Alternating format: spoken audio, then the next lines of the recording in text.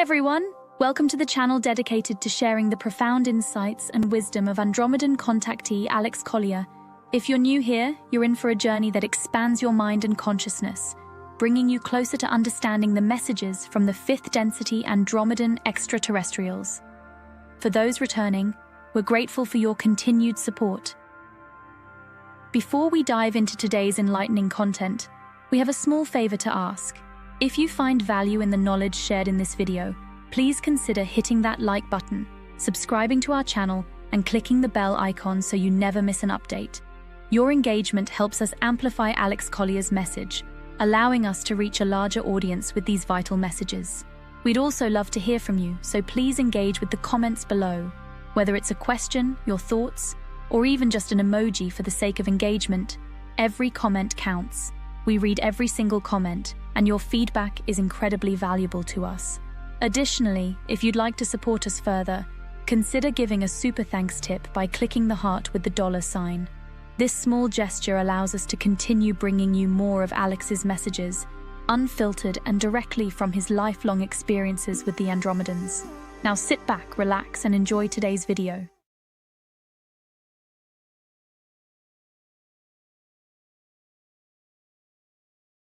Good afternoon, good evening, good morning, and welcome to webinar 71, all the way from sunny Colorado and very dark Britain.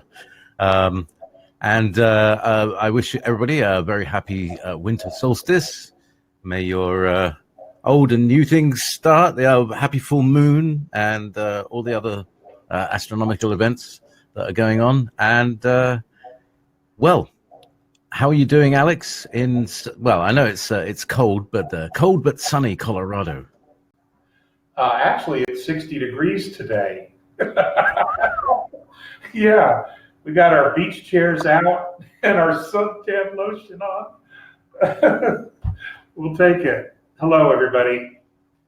Welcome to webinar number 71. I want to just thank you up front for your time and your attention for the next hour and a half. I want to thank the few folks who sent me Christmas cards. Medicine Hat, I will be calling you over the weekend.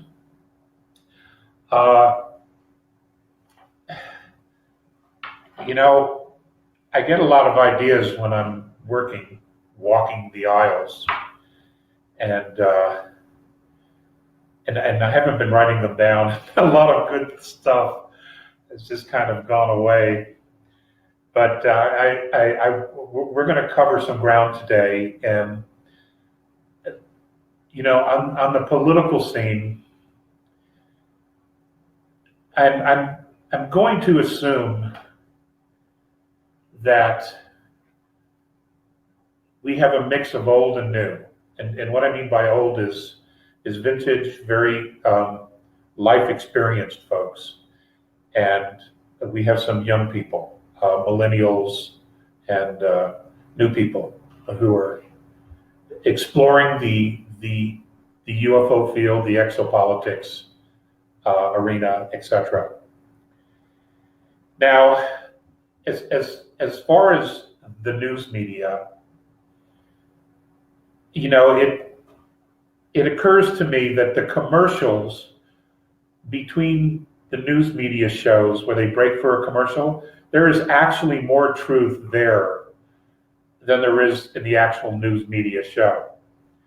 And what's really important is what I want to point out to you is the narratives. 95% of what we're all hearing is absolute bogus bullshit. I don't know how else to say it. It really is bogus bullshit. It is twisted. It is, the information is completely spun to be a negative or a personal attack. And it's just simply despicable. Now, I bring this up because for those who are really paying attention, there is more and more UFO information coming out. There is more and more alien information coming out. Information from the 80s that NASA knew about is now very slowly being released or dripped out to the masses. But again, the whole thing stands true, is you have to watch the narratives. And I'm saying this about the UFO field as well. If the narrative is not self-empowering you, if it isn't empowering you to be more self-responsible, more self-reliable, to empower your own soul, your own spirit, to spread and fill yourself with light, and then to expand your light out in a sense of compassion,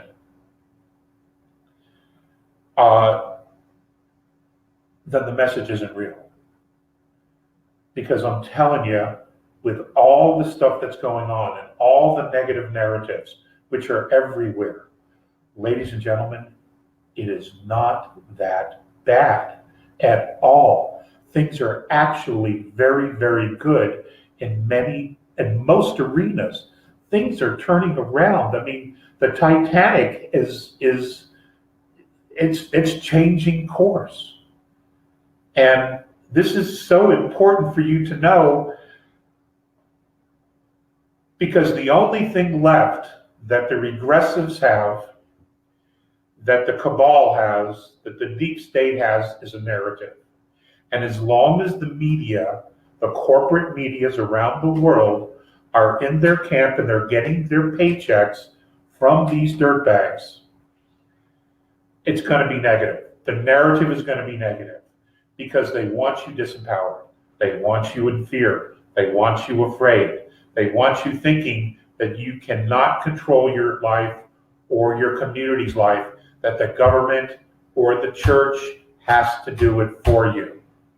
And that is not where humanity is heading. That is no longer where it is. The Titanic has turned. It is going in a completely different direction. They just don't want you to know about it. And the more they pound you, the less you will trust your own instincts, your own gut, your own intuition. And that you must do. You must trust your own intuition. You must trust your own gut instincts. Because as our DNA changes, as it's continuing to expand, to adjust to the new frequencies that are in fact here, you hold more light. And as you hold more light, you pull down more of your self-dimensional self into third density. It's happening. And it won't be long before science is going to say, or quantum physics, quantum mechanics are going to say, you know what? There is something really going on here. Our DNA is changing. There may be some already in the forefront beginning to talk about this. This is in fact happening. Okay, the old guard is done. They just haven't gone away yet. Okay, they're scratching and clawing, and they're making a scene, and they're whining, and they're crying, and they're gnashing their teeth, yada, yada, yada, yada, yada. Okay, because the gig is up. Empower yourselves. And that's one of the beautiful things about the solstices, Christmas. You know, it's a time to gather. It's a time to reflect on all the things that you're grateful for. It's also an opportunity where at the first of the year, you know, everybody makes these resolutions. Most don't keep them. But what it is, it's always a good place to start when, after you've done your reflection, you rethink what it is that you really want. And humanity is doing that on many, many levels. Maybe not everybody is doing it consciously, but on some level they are, because the frequency is changing. And all we hear from the media, from the news, is negative, negative, negative, negative. Ladies and gentlemen, that narrative is bullshit.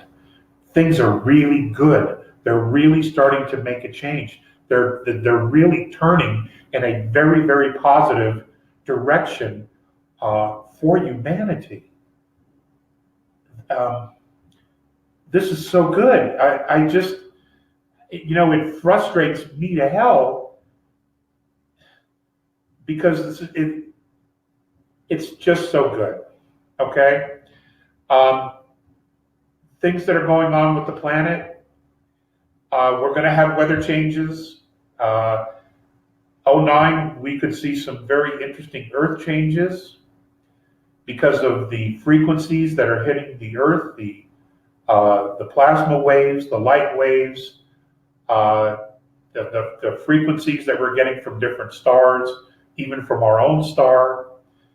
But nothing's written in stone. But what's important to remember is this. DNA is created by intention. Quantum physics proves this. And whose intention is creating the DNA? Who's creating a gravity field to create physicality? Yours. Your intention is doing that. Now, you are the one responsible, no one else is, for creating your own physical opportunities in third density.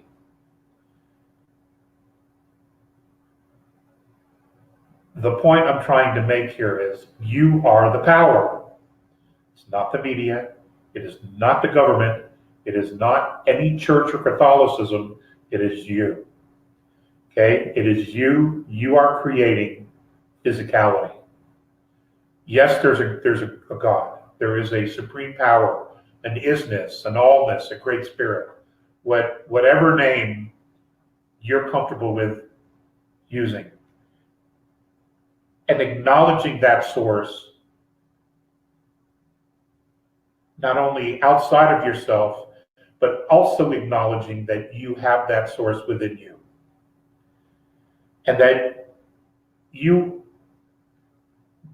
have a responsibility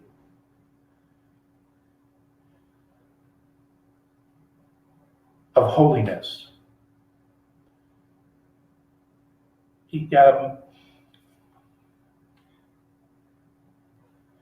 I wonder if I wrote it down. I did. I get a lot of people who send me emails. What is it that you do every day? Do you have any rituals? And I can't say that I have any specific, drinking coffee in the morning. Okay, that's definitely a ritual. But someone made this quote, and I wrote it down several years ago, and I found it again in my notes, and it says, ritual is routine infused with mindfulness. It is making habit holy. Okay? As long as you are intentionally doing what it is that you want, whether it's doing the dishes, whether it's making the lunches for your children, whether it's just taking a drive and taking the long way to the cleaners, so you drive through nature, whatever it is, as long as you are mindful. And what I mean by mindful is present. And when I say present, you are open to everything that's around you. Okay? You're aware of everything that's going on around you. That's mindfulness. It's not being distracted, thinking about the 35 things you have to do the rest of the day, because they're still going to be there, and you're driving like this, and you see nothing going on around you. That is not mindfulness. That's tunnel vision. And as long as your vision is small, your creation is small. Your ability to create is small. Okay? The broader your vision, the more clarity you have. The more spirit you can draw and pull into yourself. And that's what this is about. That's why our DNA is changing. It is expanding in order for us to hold and absorb more light. And when you can draw and absorb more light, you spread your field, you expand your field in a multiple times of ways.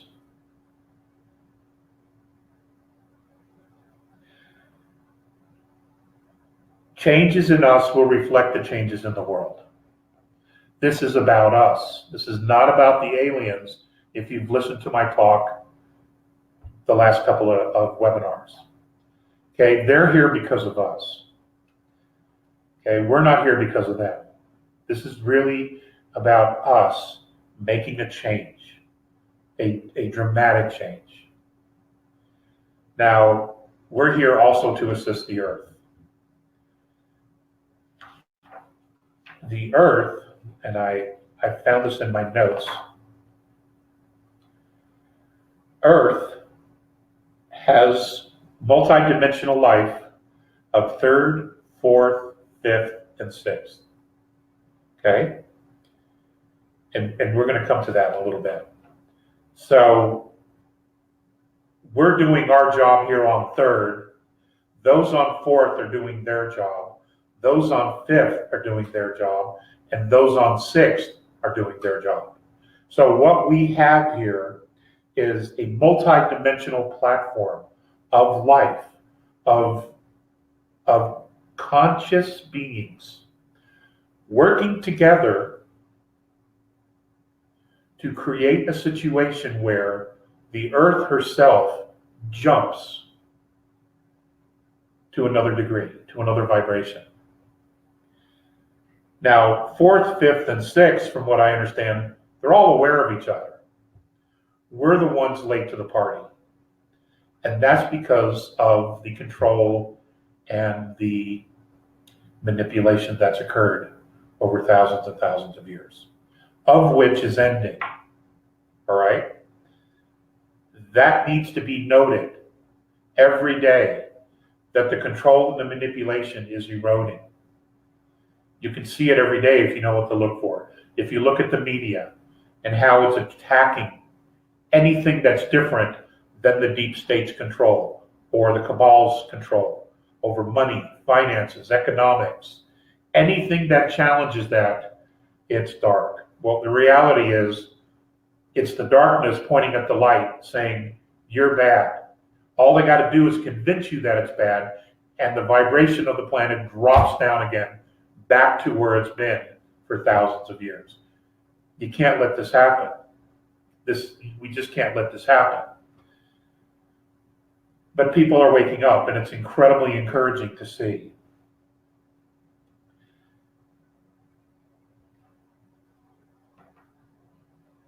What would it feel like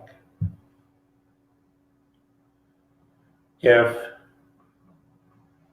all of us, young and old, reached a point in our lives where there was no longer any guesswork? There were no more impossible decisions to make.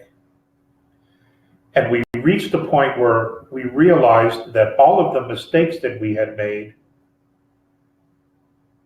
were as sacred and as important to us as all of our successes.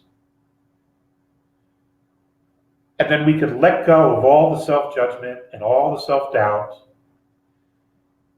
and just finally truly be at peace with ourselves. What would that feel like? I mean, just imagine that for yourselves, being in that place.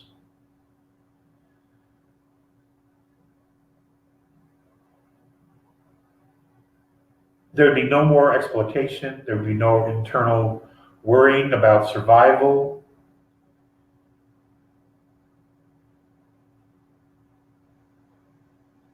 We would understand that this whole lesson in physicality is about experiencing love, creating love, growing in love, and helping those in pain to realize their own self-love.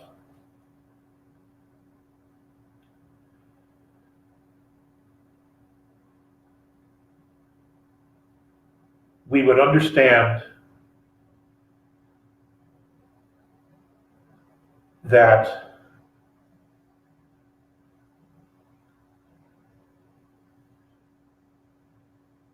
there's never a right or a wrong when you love someone,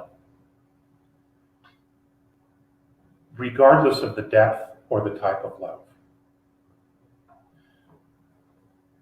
Because there isn't. You know, there's an old expression, the heart wants what the heart wants. Sometimes we don't understand it. Sometimes we'll never understand it. But understand that love is an energy, a frequency, a grace that comes from Creator. And we should all be very, very familiar with it because we were made from that frequency. It was that intention to create in love that brought us here and our multidimensional selves.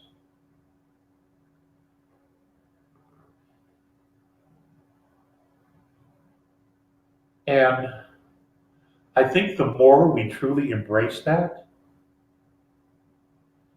at least on a personal level, the easier it's going to be for our DNA to change and to absorb all the change that's coming.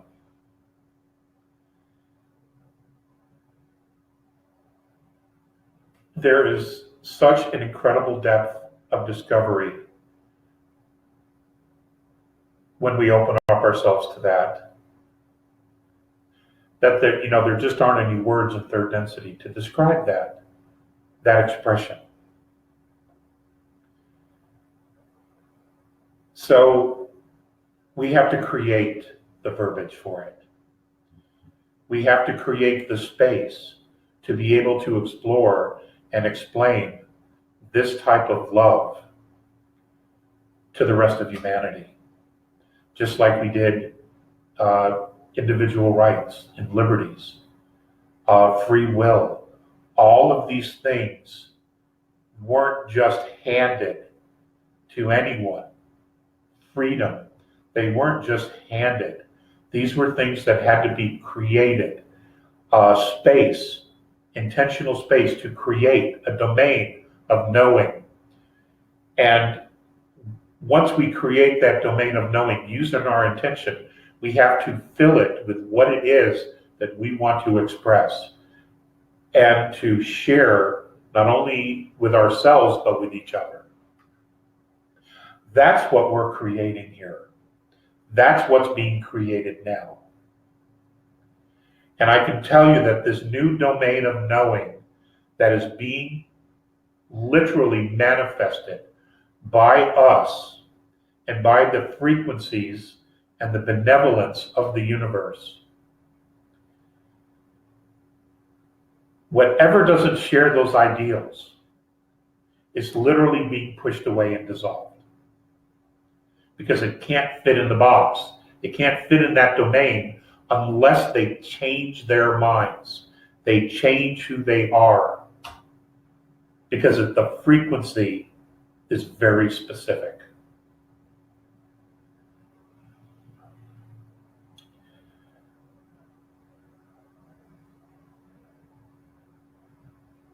Worry is a bully. It never ever gives back. It only takes from you. And what it takes from you is the ability to have joy in any single moment of your life. And I know this firsthand. I know what I speak of here.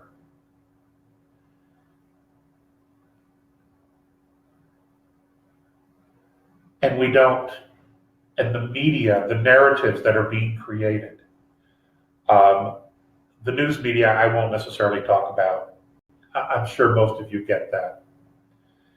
But in the exopolitics, there's a narrative that's being created about how we've been invaded. There's all these aliens among us. They're all regressive. They're all going to turn us into AI. All yada, yada, yada, yada, yada. It's another narrative that isn't going to self-empower you. You'll hear it. It's coming. Okay? It's coming. It is. That it's far worse than we can imagine. I am here to tell you it is far better than you think. Okay? It was bad. But most of us slept and walked vampire-ish or what do they call those things? Most of us... Zombie, that's it. Thank you, JP. Most of us walk through all that as zombies, not even paying attention to any of it. Okay, aliens, yeah, right. Okay, I mean, that's, I've heard it for years. Most of the folks have slept and walked right through it. So it isn't even there.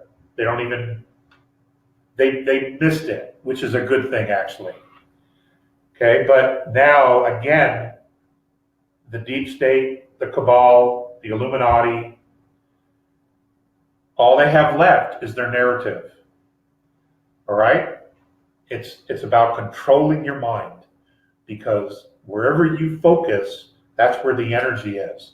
And they're doing everything they can to make sure that you focus where they want you to focus, where they have the power, they have the control. So it's about the narrative now. And why not the ET thing? They know it's coming. They know they're here. They know they don't have any backup anymore. So, you know, let's intervene. Let's intervene and now bring it out into the open. But we have to control the narrative that they're all dark. They're all evil. You know, they're all here to hurt us and replace us with robots or clones or yada, yada, yada. They can never, ever create soul. Ever. Can't be done. Can't be done. Can't be done. Okay? So I'm just giving you a heads up. Pay attention to that. Understand where it's coming from. If it isn't empowering you, it's bullshit. It's bullshit. I don't know how else to say it. Let's see. In going through the notes, I wanted to share some of the things that we've talked about.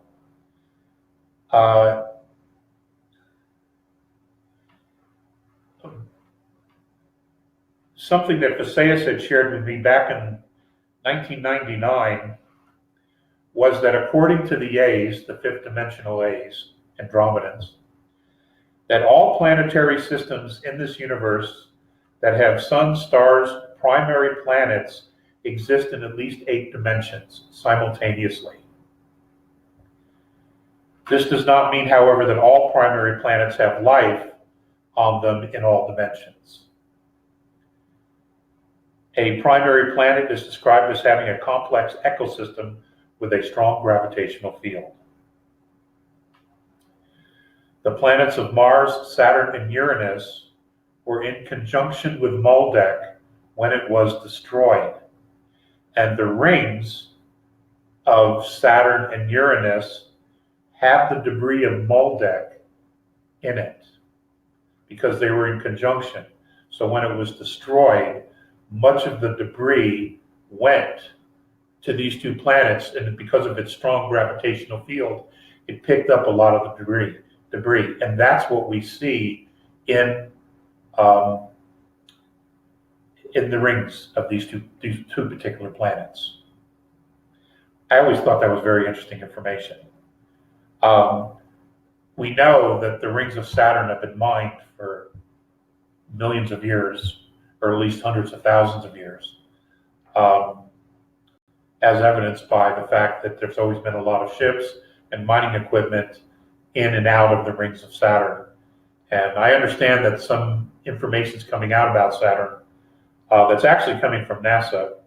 So that'll be interesting.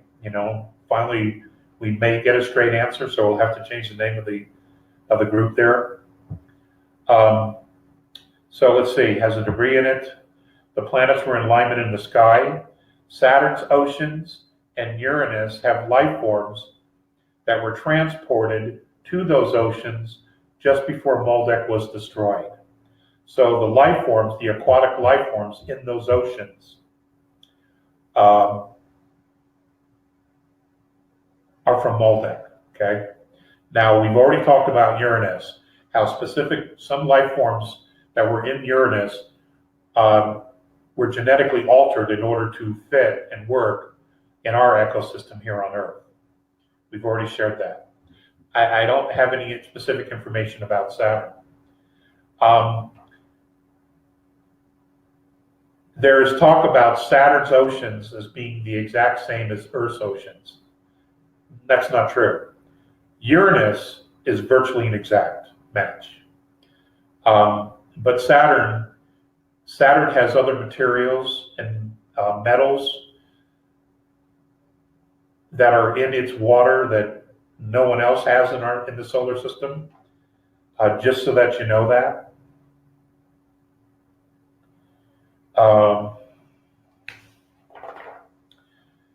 So now let's go back.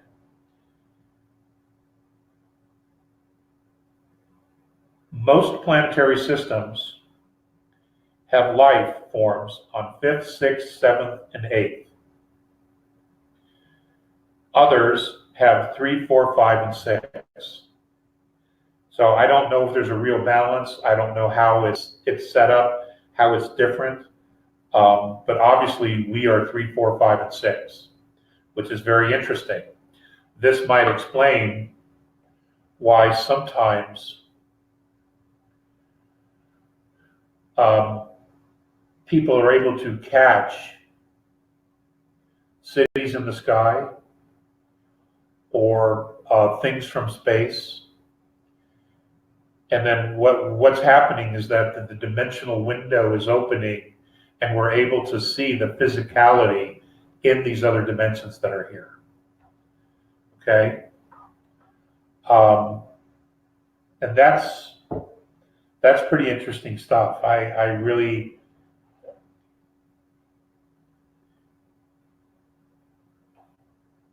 I mean, if they had been honest with us and we understood the physical reality that we live in, we would understand what an amazing blessing it is, because it is not only diverse, but it's fascinating. I mean, we share the same space with 4th, 5th, and 6th dimensional beings. Cities, completely diverse landscapes than what we have here now in 3rd density. We share the same space, the same frequency, the same planet. Excuse me, oh my God. We share all of this space together, and so all this time, many of us think we're alone. We're the only ones that live in the universe, that we're the center of the universe. And, I mean, I'm amazed at how many people actually still think that around the world. And we literally share the same space with other dimensional beings who may be very different than us, and more than likely are. But they're not attacking us, are they? No. No, they're not. In fact, I would have to say that they're probably hoping we get our act together here like real soon, because they are sharing the same space with us.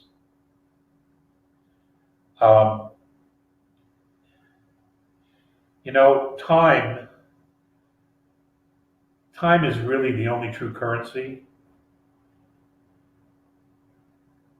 because you can't get a day back no matter what you do. You can never get the minutes back no matter what you do. And time is really is a gift, and it should be something that we should all hold sacred, because we only get so much in a physicality, whether you're an extraterrestrial or not, whether you live thousands of years or not.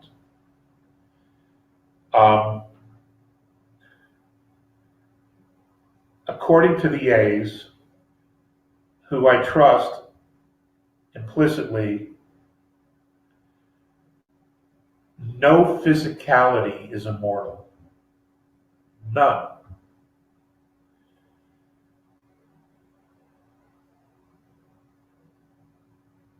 So therefore, whatever amount of time that you have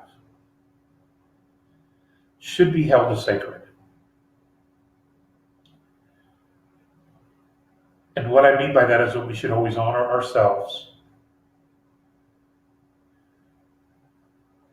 to live our lives in a sacred way, to walk a path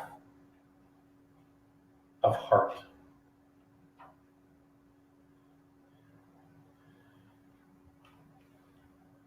And I say that because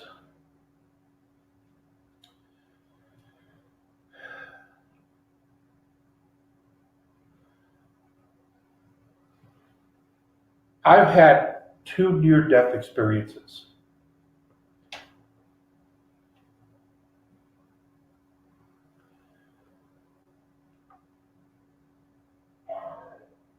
And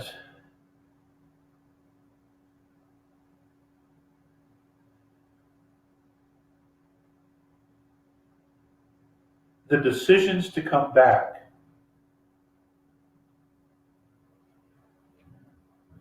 evolved around the decisions that I had made about withholding love. Now, my decisions to withhold love had nothing to do with being a son of a bitch or a prick. Had nothing to do with that. It had to do with being afraid. It had to do with fear. My decisions to withhold love had to do with me being afraid that I was going to be hurt. And I know I'm not just speaking for myself, but I'm using myself as the example. When in reality, there is no wrong or right in loving. It just is. It is always right to love. Whether you get a return or not, it is always right to love and to express love and express compassion. It's always right. Because that's the energy, the frequency that bore us into existence.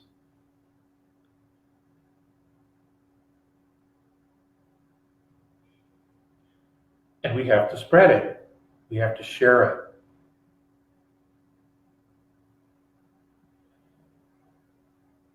And I want you to look at the idea that many, many years ago I shared that many different races had come back in time, especially the upper dimensional races.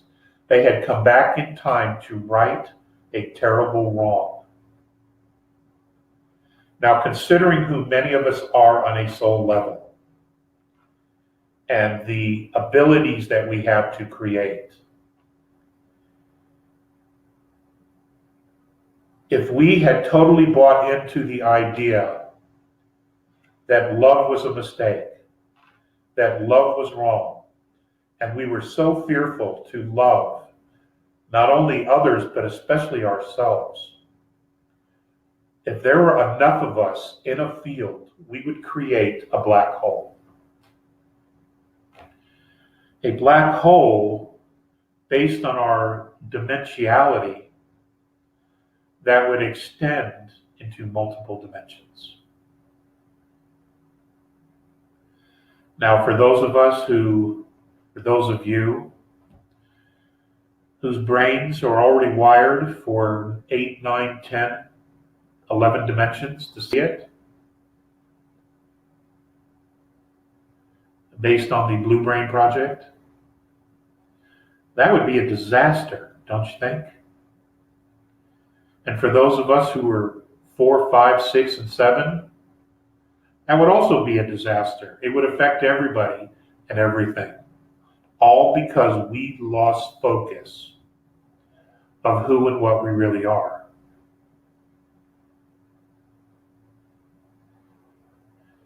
And we can't do that. We can't do that. We have to continuously remind ourselves of our divinity, of what we represent, not only to Earth, but to the universe as a whole. Now, if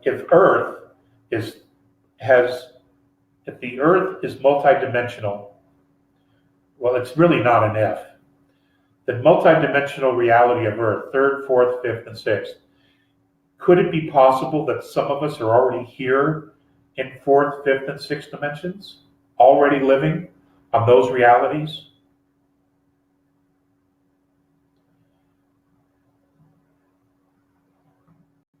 And Miss Newman, this is a partial answer to your question.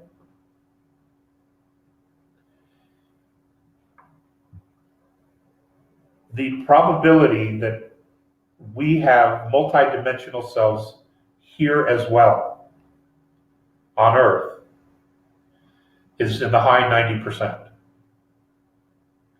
Some of us have multidimensional selves in other star systems. Some of us have our multidimensional selves on some of the starships that are here in our solar system. And you're doing a lot of other things, okay? We're all very, very busy bees.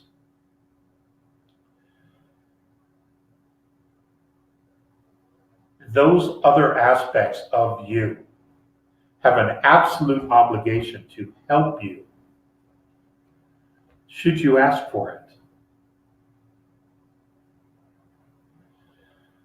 So instead of broadening out our requests to the universe, let's narrow it down a little bit and focus on your higher dimensional selves.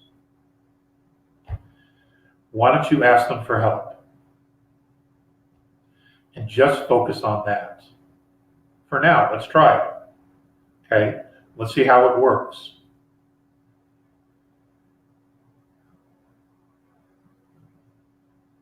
Because they have to respond to you, because they are you.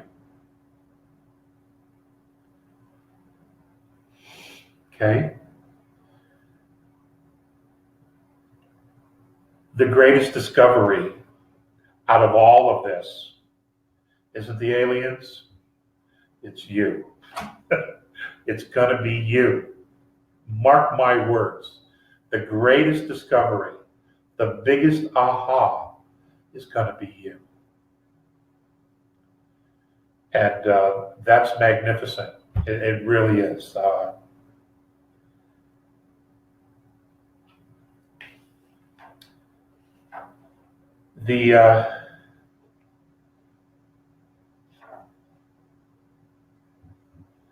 Let's see here, I had something in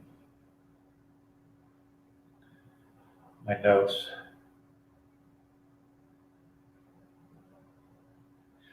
You know, the consciousness of the planet is changing. It's changing pretty radically, which is why you are sensing, if you're paying attention to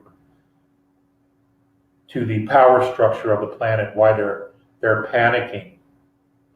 And that is the appropriate word, panic. They are in fact panicking because they're losing control. Because our consciousness is literally changing the world. And not only is it changing the world, it's changing our DNA. It's changing our physical structure so that we can adapt to the different frequencies and take these physical vehicles, some of us, I don't know that it's going to be all of us, but some of us will be taking these physical vehicles to the next level. They can't do this with their present state of mind. Will they ever be able to? I don't know.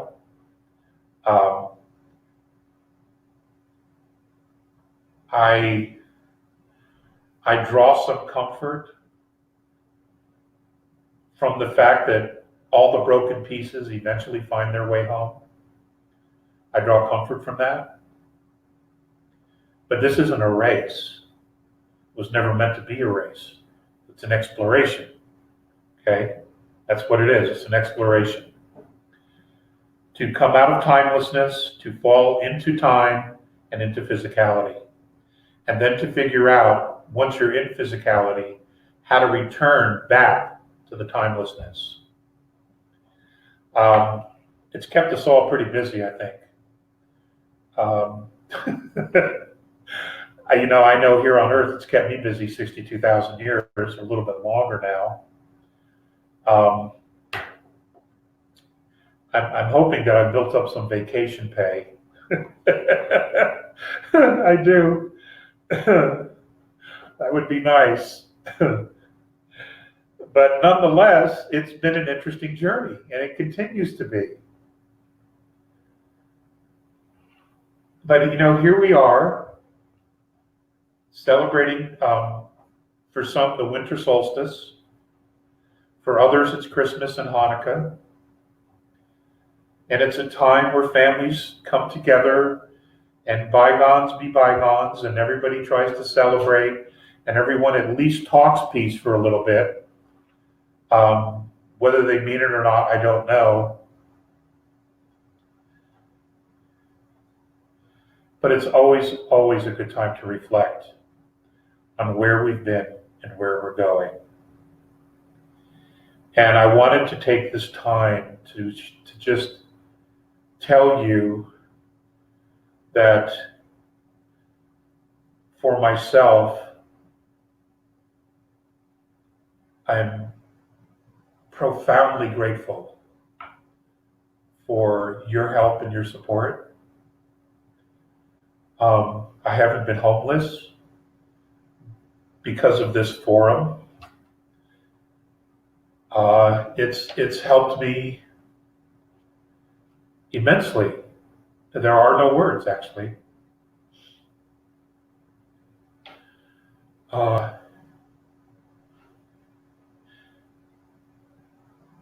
Because it's tough to buck the system. It really is, and it has been. And I'm glad to see that it's beginning to get a little easier, that there's more and more information out there. And, many of us veterans in this field, chop some weeds, hack through some bushes to open up a path for others. It's been an honor.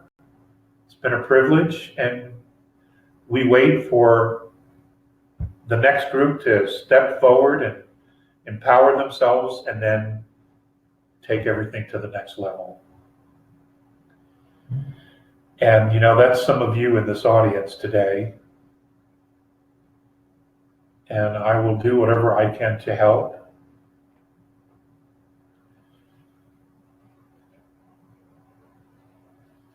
And I just want to say that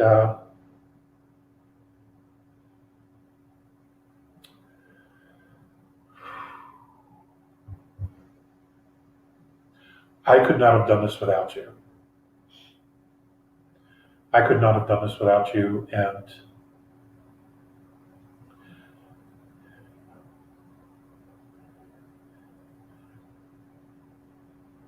every single one of you are always in my prayers. And I don't want to get really mushy here, but I want to express my gratitude. I do. It just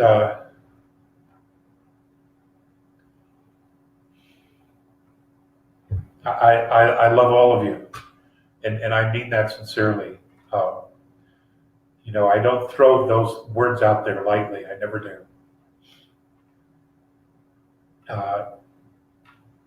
I am proud to be a part of this group. And James and JP, they're brothers in arms. They've been on the front lines of this themselves in many different ways. They've been on the front line with me. They've taken some arrows just like I have, and I couldn't have done this without them either. And I'm just so proud of them. I really am. JP, let's do some questions. Or I'm going to lose it here. Some mushy question. I don't care. Just take it off of me. Well, yeah.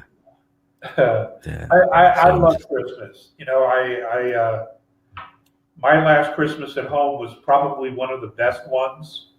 And I grew up in a large family. It was a yours, mine, and ours. And the last Christmas, we lived in an old Victorian house in New York, upstate New York. And we used to take the furniture out of the living room and put the tree at the end, and it was all presents because there were 11 of us at one time. And as we would be opening the packages and tearing everything apart, my dad would be taking the boxes and the papers and putting them in the big hearth fireplace and burning the trash. And my last Christmas at home, it was our turn to have all the family to the house, all the aunts, uncles, cousins, grandmothers, etc., to the house for the Christmas feast. And my dad was a little stressed about all that because, you know, everybody was coming and things needed to be done. And, you know, they wanted to get the present opening out of the way. So he's throwing stuff into the fireplace. Well, he wasn't paying attention and he lit the stockings on fire, which burned and singed the hearth of the fireplace.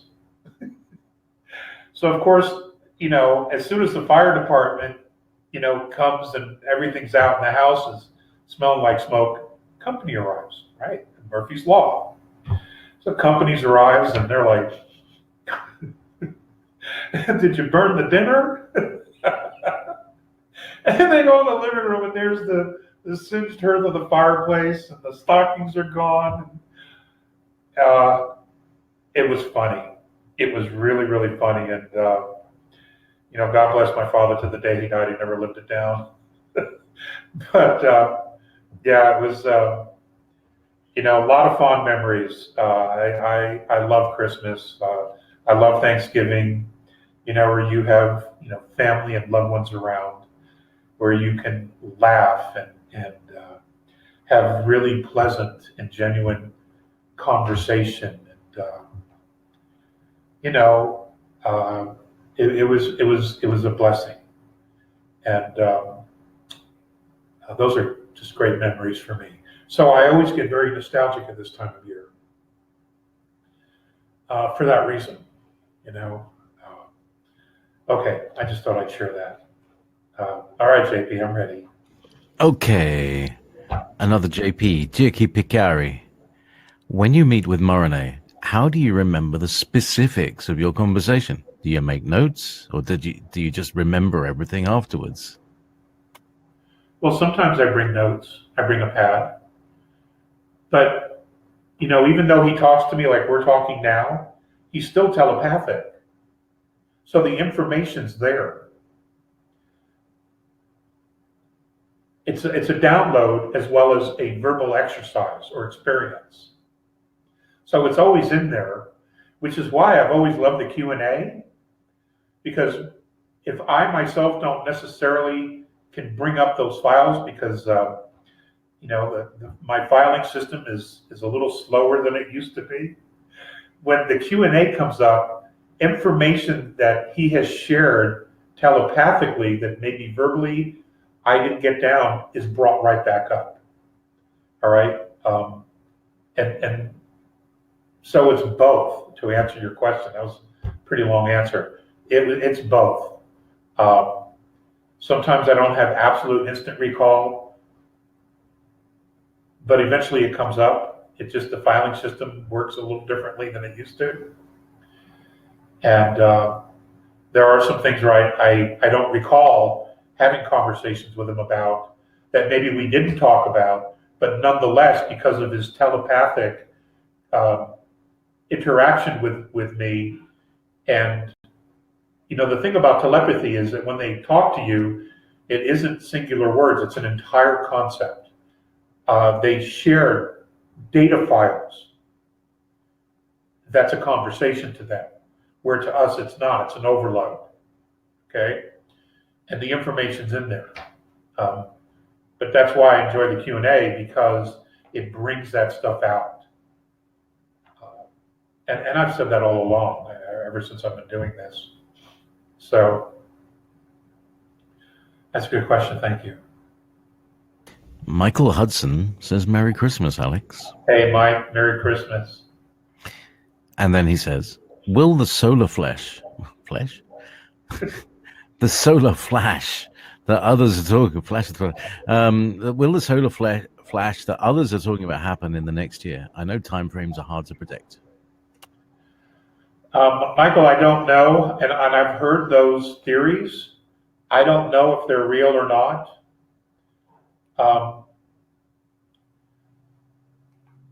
My experience in having conversations with Visayas and Morene about this is that it would be a gradual but very quick step ladder. We will be taking steps higher, and we will be aware of it and know it. It will not be an instantaneous anything. In fact, many children under the age of 12 will be the first to get there. They will move up, walk literally into the new dimension, or into the fourth, and then they will come back and tell us what it is that they're experiencing and what it is that we should expect. And they will be the ones to help us move to the next level, to dispel our fears and to embrace the change. They've always said that it would be the kids, the newfangled ones, the ones with the 3 strands. They'll be the ones to help us get there.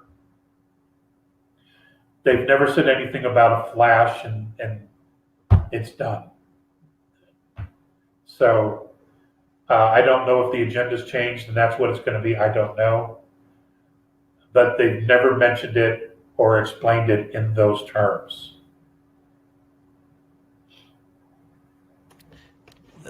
Jiki again asks, do you know if the A's sometimes wear white latex-like suits? They don't use latex. That's an earth product. Okay, the materials that they wear or use are nothing like anything we have here.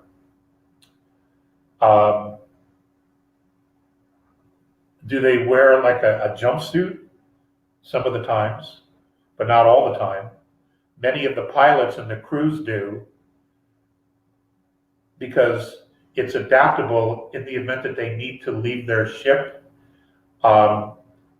They can wear a helmet that will be a breathing apparatus for them.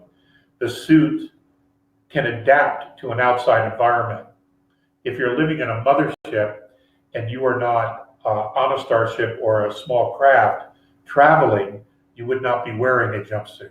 You'd be wearing something else. And from my experience of the short amount of time that I was in their space on Morene's mothership, many women wore gowns, very open, flowing gowns. Some wore jumpsuits, some wore 2-piece suits, slacks, and a jacket of some sort.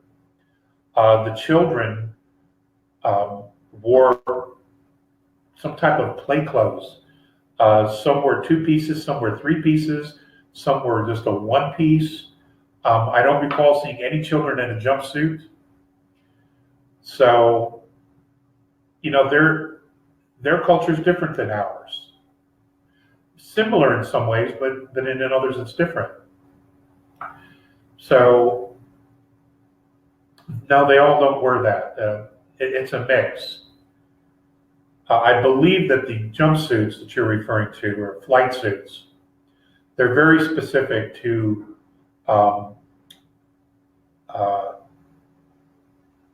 specific jobs or see, there's the brain again. It's very specific to what it is that they're doing, to what their operational objectives are. Their MOS, if you want to use a military term. Depending upon what they're doing, the dress would be dictated by that particular occupation. Okay?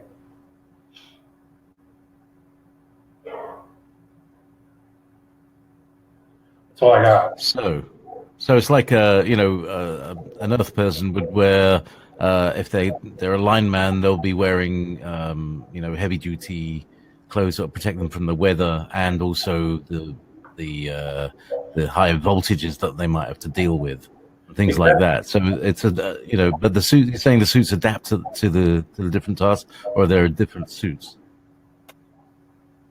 Well, yes. Let's say you work on a mothership and you spend a bulk of your time outside or outside of scout crafts repairing them, or you're repairing another ship that belongs to another race that's in trouble, and they pull up next to a starship, to, let's say, an Andromedan mothership, and say, hey, we need some help. We don't have the materials to fix this. The crews that work on the outside would wear a very specific suit or an environmental outfit because they're outside. They're dealing with a different environment that would be more extreme than that what's inside. So they would dress appropriately. I mean, it's no different than what goes on here. It's just, it's different. The environments are different. The frequencies are different. The colors are more expansive. But, so are the frequencies much more expansive. If you're traveling in a starship, from what I've seen, I didn't see one of them that was a convertible. Okay? You can't just pull the top down and cruise through space. You die. So, just a heads up on that. There were no convertibles in fifth density that I could see. So you would have to dress appropriately based on your option. Okay. Now here's a question from Lauren. When Morane and Visayas showed you a holographic projection of a Draconian, what was your reaction? Did they prepare you? Also, because they're so in tune with energy, what was their reaction to your reaction?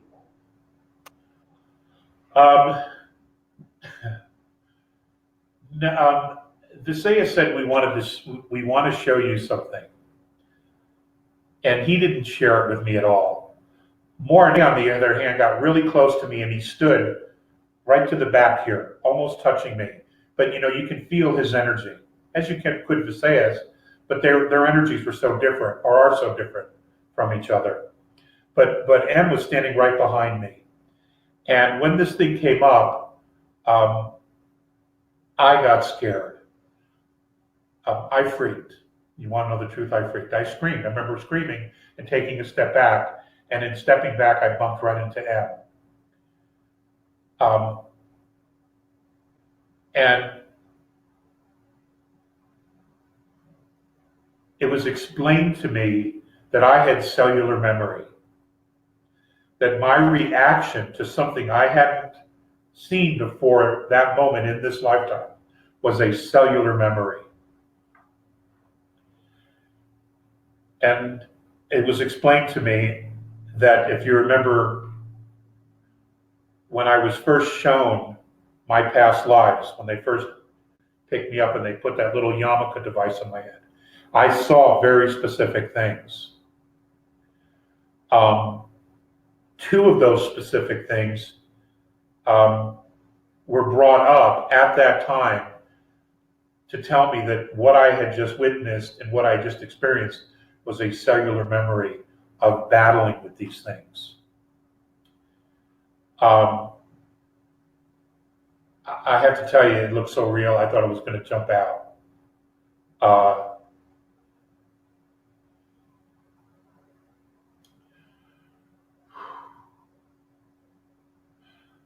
I didn't want to do that again. And I to this day, I have no reason to experience that again.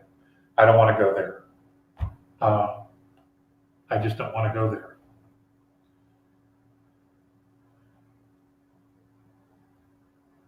Okay, thank you.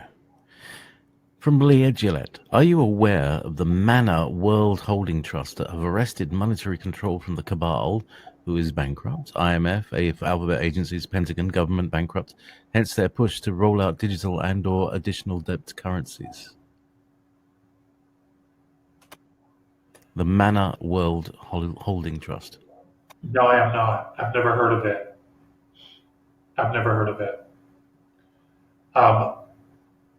I've heard of other trusts that are in the process of trying to reclaim the gold that's been stolen from other countries, to back currencies, because the fiat system is collapsed. It's all but done. And 206 countries are implementing new currency that's asset-backed to keep the world from plunging into absolute despair. So there is an ongoing effort to take back the gold that the same cabal has stolen from countries and banks and private individuals around the world. And that's what's going on. And to change the system, I'm aware of that. I've also heard that it's relatively imminent that this could in fact occur. I know that many banks have a new U.S. currency that does not say Federal Reserve on it. It says United States Treasury Note. I'm aware of that. I'm aware that many banks have the new currency in their vaults. They're just sitting on the G waiting on the O. They're waiting for the O now. Okay, they were already on the G. They're waiting for the O. I'm aware of that. I've never heard of a Manning Trust, unless that's connected to Leo Wanta, but I'm not aware of that specific one. You know, there's so much going on, and it's difficult to, I wish I had the time to just, do all this work and research. I don't. But I appreciate you bringing it to my attention so that I can look it up or look into it and see what I can verify. Okay? But thank you for that. From Uni Ellingson, what is Morinet's information about the chakras? Are they made as a system for harvesting our energy?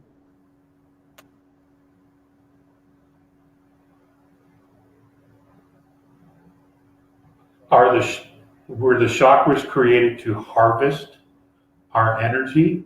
There is a meme going around, or it has been for the last few years, that our chakra system was just there so that people could plug in, vampire type beings could plug into us and have a good drink or whatever. You know what I'm saying?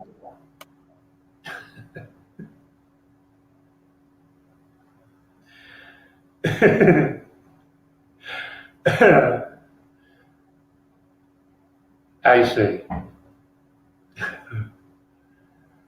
I have not had extensive conversations about the chakra system. I know that there's one above our heads, and it's not the crown, there's another above it, which is actually where our physicality enters their density and forms, which we're not taught about. That's one of those metaphysical blinds that is kept from us. I'm aware of that. But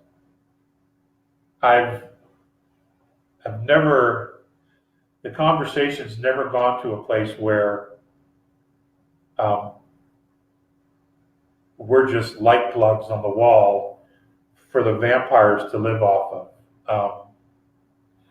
I think if someone chooses to surrender their energy, then you're going to be a light socket, and you're going to allow people to vampire off of you.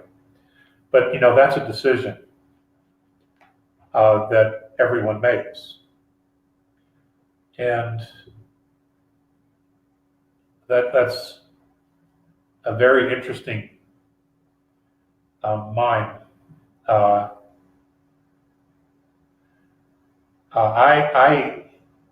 If any of that is even close to being true, I would think in the very short time period that will cease to exist, because everything's changing.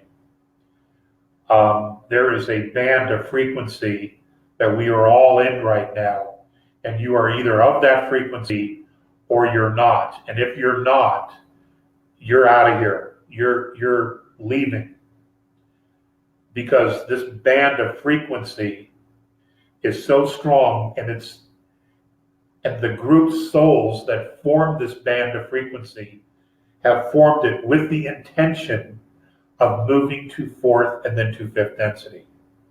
If your intention is not to do that, then you're going to be starved for energy. So you're not going to make the journey. But no, I'm the A's have not spoken a lot about the chakra system. That's not a conversation I've had with them either. No help on that one. Yeah, okay. So we've got two questions very similar. Dear Alex, you mentioned in the previous webinar recently that when we begin to pass on, the bright light lures us, but if we turn the other way, etc., etc. Please clarify. You're saying that the turning the other way is the way we want to go in order to get out of the soul recycling that they want us to do to feed off our energies and souls. P.S. Holiday blessings to you, JP and James. XXXXXOO. Your beard and hair look great today. It says it. And then we also we also have from Helen. Alex told us not to go into light, but look back and say, "I want to go home." From people with NDEs, we heard that they saw negative relatives and pets and loved ones in the light. So where are we? JP, you sound like you're drunk. Okay. To answer the first question,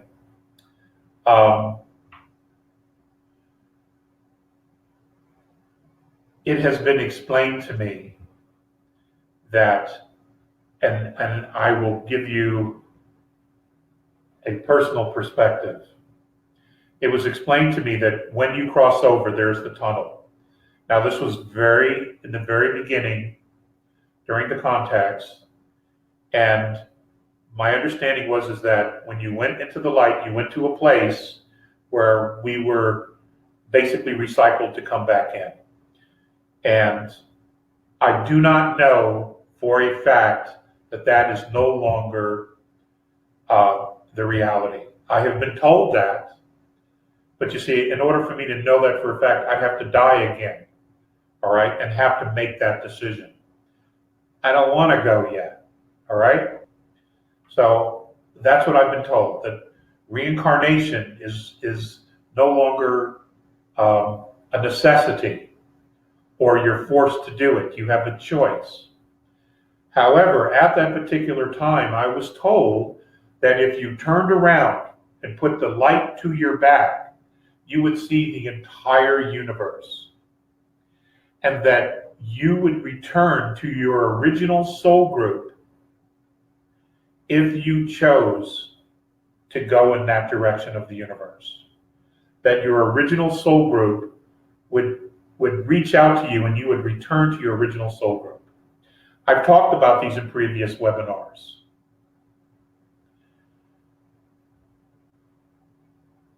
And we all belong to a soul group. Companions, brethren, sisters, special op units, whatever you want to call them, okay? People that we're drawn together with. In fact, many people that we've reincarnated with are within our soul group that are here for the same reasons or got stuck here just like we did, or you did. So that's what I know. I don't want to have to re-explain this when I've explained it so many times already. I understand that Alex Collier online, they sell transcripts of the webinars. Maybe someone can point you to the specific webinars where I've already covered this, and you can just get the transcript of it. I don't even know what it costs. I just know that someone's doing it. Maybe that will help. This is the last webinar of the year, and I'd like to get in as many questions as I could. It's a really good question.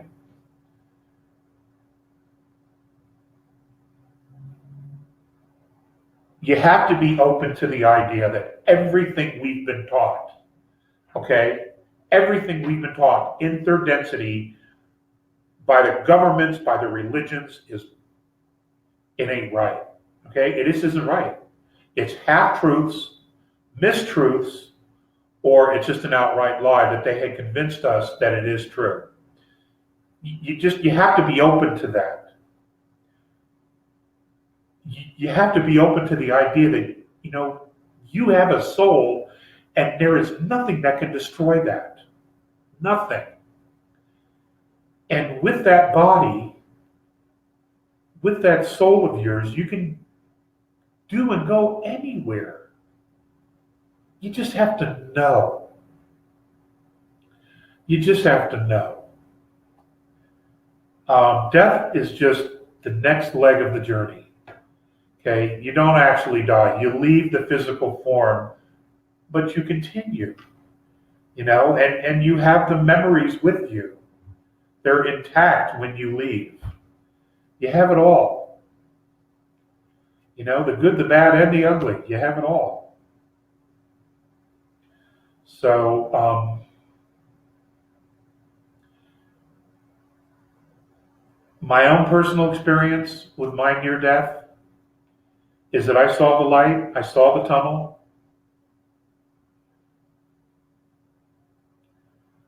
and I began to turn around, and a presence came up from behind me and said to me that it was not my time to leave. And they asked me to go back. I was asked to go back. I wasn't told to go back. I was asked to go back. That I wasn't finished. I thought I was. I'm ready. Sort of.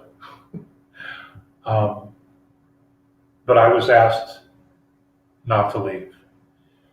And I made a decision in that moment based on the sincerity of how the question was asked and the energy of love and sincerity in which I felt. And I came back. Okay, I came back into my body. And I'm here, and here we are. Webinar number 71. So, there's a lot of people who have had similar experiences. The most fascinating are those of the children. There are many books written about children's out-of-body experiences or near-death experiences. Profound stuff. Profound. And it should give you comfort in knowing that life continues. That the greater part of yourself is outside the body. You can't fit it inside this itty-bitty tiny little physical space. You just can't. Okay? So, all right, JP, or somebody, next question. There we go. Me. Right. Mark G is saying, Do parallel realities or timelines affect our reality in some way? Yes, they do, but I don't understand all of it. I don't understand how they're triggered to move in and out like this. It's like a wave. When the wave comes down and comes into our time space or our frequency, I don't know specifically what triggers it. It could be other dimensional energies, or maybe it's consciousness. There's areas of consciousness where we draw those timelines to us. I don't understand it entirely myself. But they do exist, and they do create wrinkles. You know, maybe the reason they happen is just to cause us to open our perspectives. Maybe we're the ones causing it in order to force ourselves to ask the questions, you know, is there more to this than what we realize? You know, it's kind of like a wake-up call. So, I don't know exactly. But yeah, they're real, they do happen. And I don't know how long-lasting they are. I don't. Kenneth Neelan asks, Merry Christmas, Alex. Love you, brother. What's the deal with that ancient technology Nibiru? I remember you saying it was being removed from our solar system. Any big craft or bodies that will cause future deadly unstable space weather? I'm sorry, say that last part again. I heard the technology of Nibiru, and then the rest was kind of chopped up. Was it? Oh, crap. Hopefully, I will say it slower. I remember you saying it was being removed from our solar system. Are there any big craft or bodies that will cause future deadly unstable space weather? I don't know. I don't know. I don't know how to answer that question. But let's go on the premise that Earth is moving into fourth and then fifth density. Is there a Nibiru in fourth or fifth density, or a Nibiru type planet that has the same type of orbit? I don't know that answer. It's a good question. I never thought to ask it, but it's a good question. I don't know. I've heard some other contactees say that they've been told that Nibiru would not be coming through our solar system again, that it would be changing its orbit because it's all controlled. Which means that if that were true, that would mean that this particular solar system would be given its full sovereignty. But I don't know if that's true or not. And I've not heard from him in weeks. He's overdue, in fact. But then again, there's never really been a pattern to the visits or the communication. So I don't know how to answer that question in a specific way that you would like, only because I don't have the information. But it's an interesting question. But if we move up into fourth and to fifth, and there is no orbit like this, then it's a moot point to even worry about it. You know? So we'll see. We'll see. It's all unfolding in front of us, before us, and around us. It's really quite an amazing time to be here.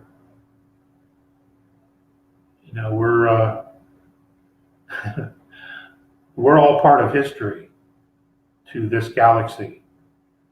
Every single one of us here at this time, we're all a part of history that the galaxy will long note and record. Okay, JP. Very interesting.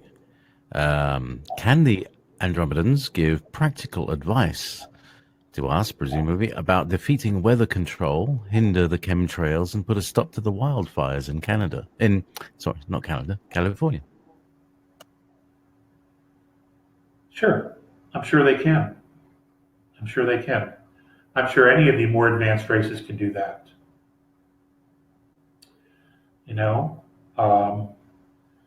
for as much as we know, that's how much we don't know. So that's just what it is, you know. You know, much of the weather modification and manipulation has been done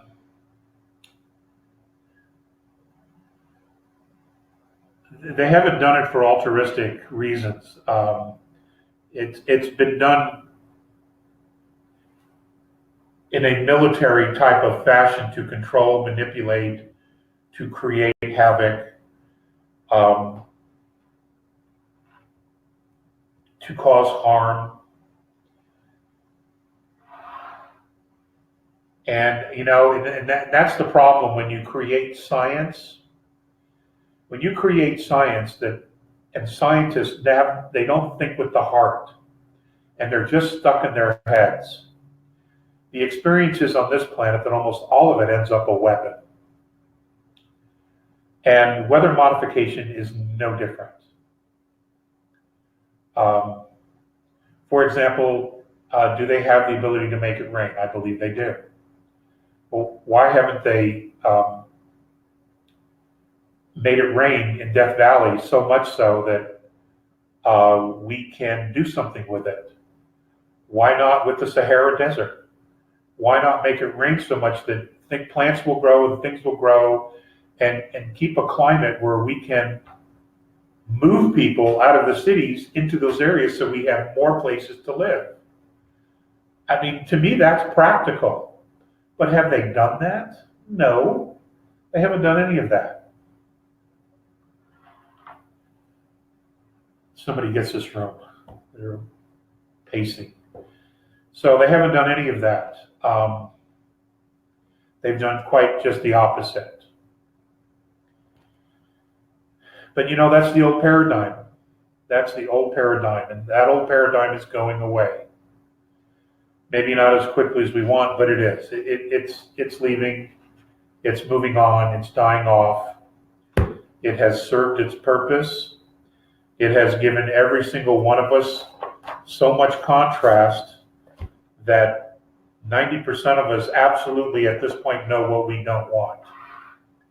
And I think we should be grateful to them for showing us what we don't want, so that we can now all of us focus together on what we do want and move towards what we do want and create what we want.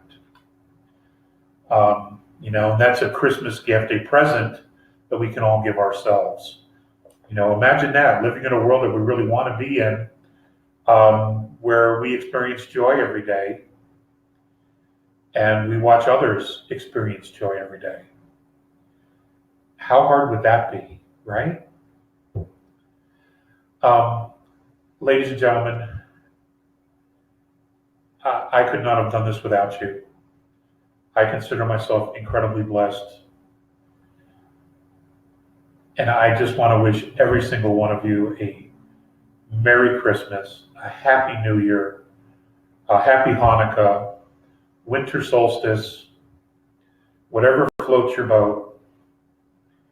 And we will talk next year, okay? God bless all of you. God bless each other. And remember who you are. You are pillars of light, every single one of you. Thank you so much for watching today's video. If you found it insightful, please like the video, and if you haven't already, please subscribe to our channel and click the bell icon so you don't miss out on future updates. If you have any questions relating to today's video, please also leave them below. We read all the comments and take on board what our viewers have to say about Alex Collier's work. Remember, your support helps Alex Collier's knowledge and the messages from the Andromedans reach more people. If you'd like to support the channel even more, you can give us a super thanks tip by clicking the heart icon with a $sign. It really helps our team bring you more content. Also, be sure to visit alexcollier.org to sign up for our regular email newsletter. It's the best way to stay updated with the latest news, exclusive content, and upcoming live webinars. For the latest insights from Alex Collier, check out alexcollier.live. And if you want to explore over 250 past webinars, head over to alexcollier.tv. Thank you for being a part of this journey and supporting Alex Collier's work. We couldn't do this without you, and we're genuinely grateful for your support. Until next time, stay curious and keep exploring the vast mysteries of our universe. If you would like to see the Andromedan contactee Alex Collier live via video stream, we hold a live online seminar every Friday at 2 p.m. Eastern Time. For more information on upcoming live webinars, please visit alexcollier.org.